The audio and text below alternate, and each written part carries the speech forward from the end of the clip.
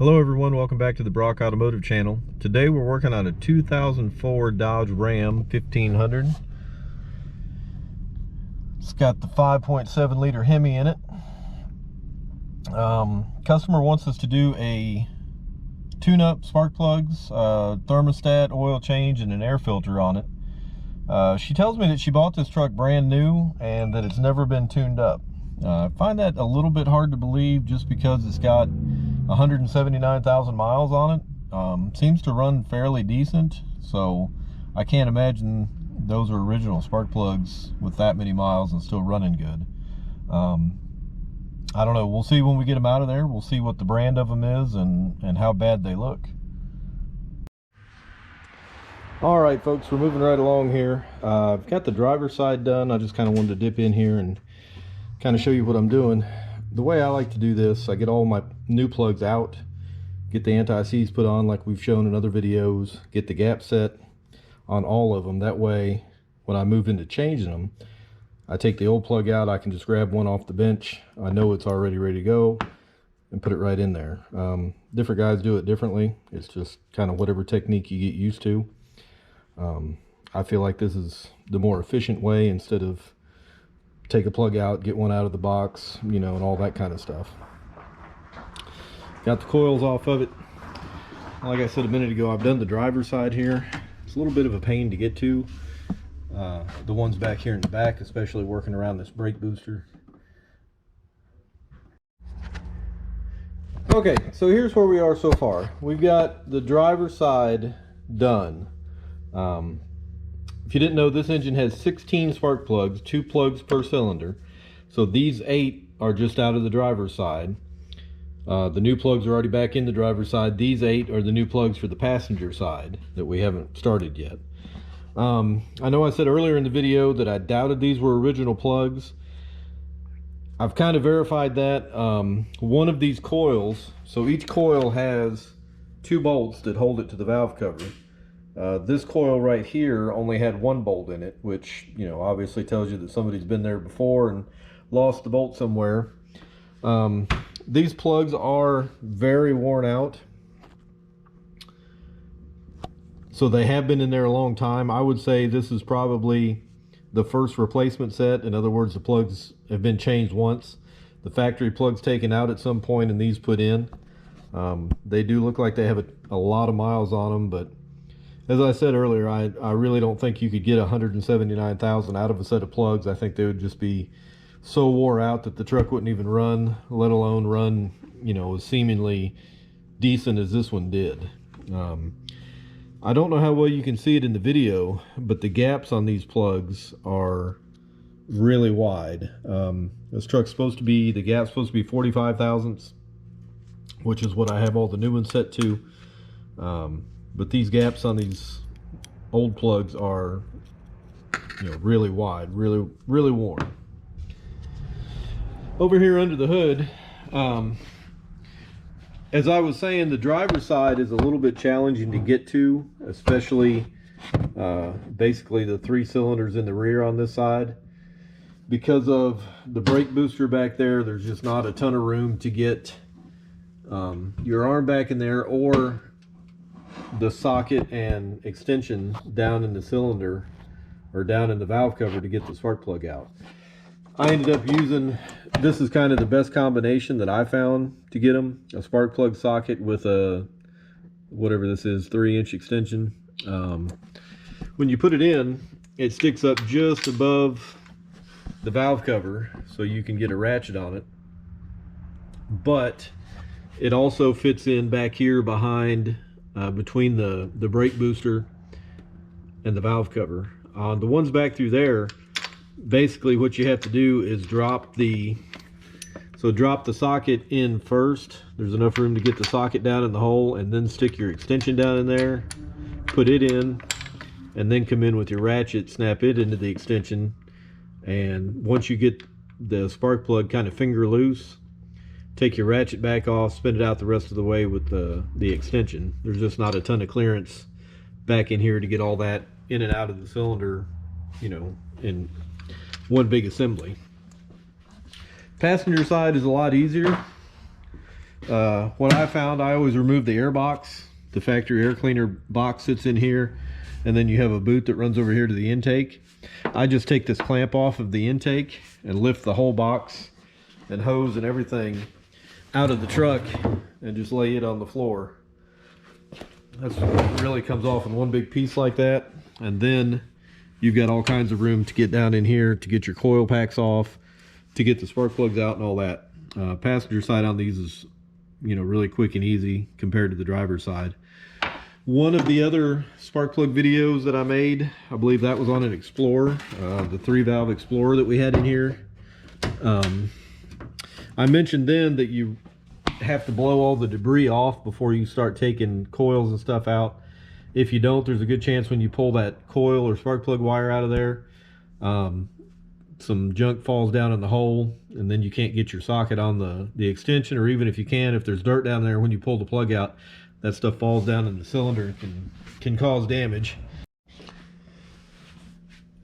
So kind of at this point here, what I'll do is just take the blow nozzle and just go down through here. You can see these leaves up in here, blow that kind of stuff out, get around the coils and the plugs. Before I do that, I'm going to put a rag around this or inside there to keep, you know, stuff from blowing back in there on accident.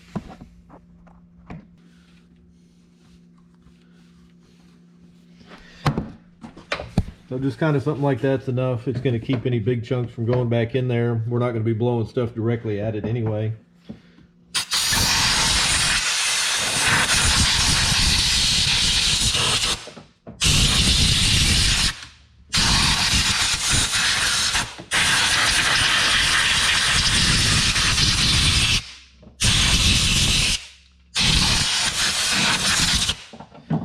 That's about all it takes.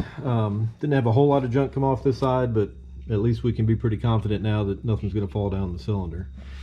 I don't know if anybody noticed this. I just kind of noticed it out of the corner of my eye myself, but this vent tube here for the PCV looks like it has water in it.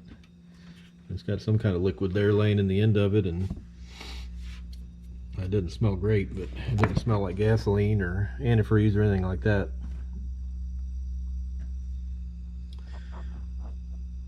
So this side, have to take all the coils and wires out, change the plugs.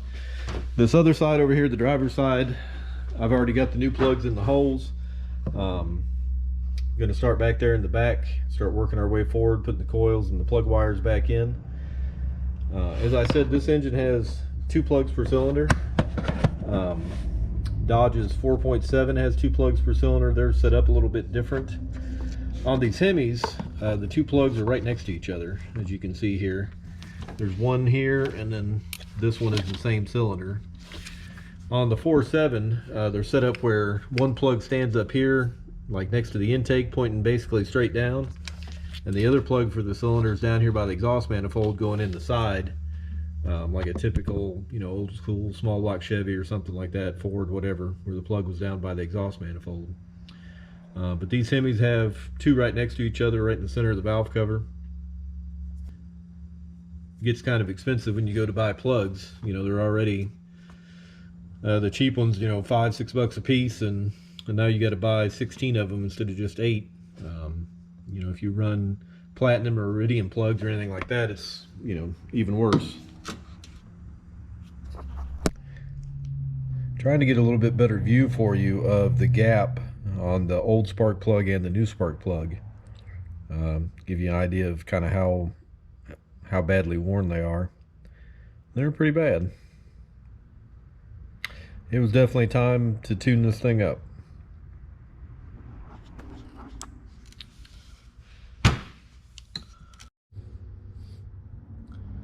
Okay, so we've got all the plugs changed out.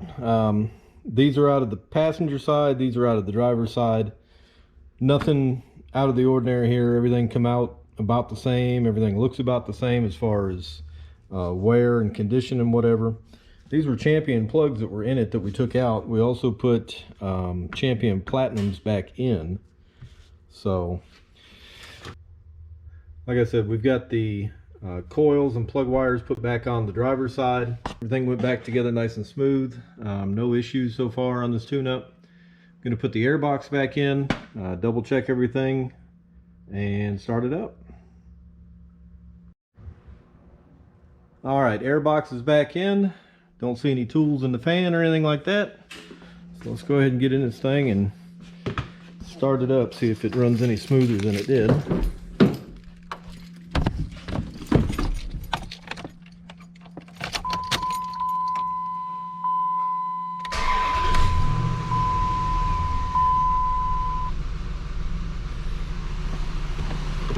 So far, so good. Maybe a little bit smoother. Kind of hard to tell after you drive it for a little while and the fuel trim start moving around because of the new plugs and all that. Should be able to tell better.